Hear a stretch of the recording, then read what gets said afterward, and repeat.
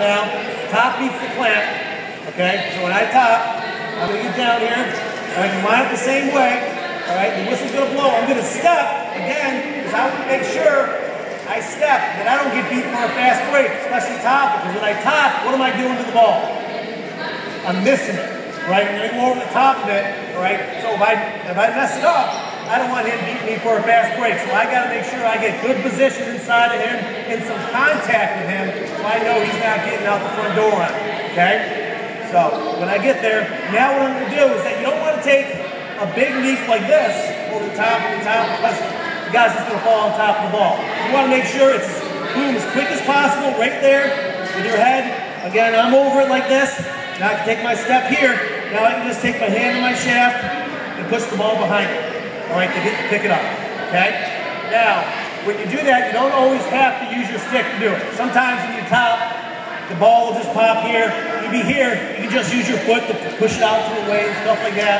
All right, but a great thing to do that is that when you top, sometimes, it's really tough for you to pick the ball up yourself, because what'd you just do? You're tied up, you're contacting them, all right, so you're gonna count on your wingman a little bit more when you top. One good thing to kind of tell your face-off guys that I've found pretty invaluable is that always know what color shoes your team's wearing, or your wingmen are wearing. All right, it's good to know that, because sometimes if you're down there, you're on your head like this, you're turning around, like, oh, there he is. All right, you see your shoes are behind you. All right, because sometimes as sneaky wingmen have done, sneaky wingmen will do like Josh Sims, who I had, and I was lucky enough to face off. He'd go, hey, here I am, and the other guy would rake it out right to him, and he's going on a fast break. All right, so you got to kind of know who's on your team and who's not when things are going a little crazy down there. All right, so it's pretty valuable. All right. Now, how do you beat a top? Rake. Right, you beat a top with a rake. All right, all right. And this is the only time. And why would a rake be a top? Because when you top, all right, you're missing the ball. The rake, we're going to go under it and knock the ball out. Now, I teach a much different rake than what you probably think a rake is. All right, you're probably thinking, okay, this is a rake. You know, you're going to go down there, coach is going to get down rake. In the stance go, this is going to go like this, you're going to call that a rake. Well, I don't know what that is, all right? That's a push or something. That's not the way it is. I don't know what that is, all right? All right?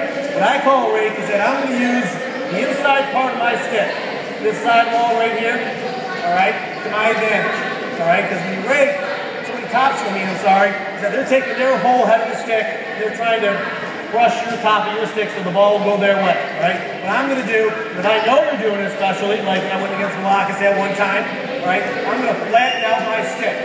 So here, this is the only time that I'm not going to tell you to step, because I don't want to make contact with my guy this time, because I want to get out quickly and get away from him, okay? So when I get down here, I'm going to go here and get down my stance. Again, I'm lining up the same way, right? I'm not going to give away what I'm doing just because I'm raking. I don't want to give it away. All right, when the ref blows that whistle in here, I'm taking my hand here, all right, I'm pushing my head down, and then my left hand I'm pulling back, so the ball's popping out at a 45-degree angle. All right? Hope you're not going to buy the speakers. All right, popping under him. So as he's topping me like this, I'm basically just going underneath here, popping it at a 45-degree angle, coming out and picking it up. All right? And the big thing to remember here is when you do this, is that you have to do a great job of keeping your stick on the ground. Why do you have to do that? You know why? Because if you don't, say I know somebody's topping me, right, and I go like this, I'm down, I know, and I go like this. See how I came up high? My hand's high, I just missed the ball. It's going to stay there, and you're going to be like this. Coach is going to be like, what'd you do?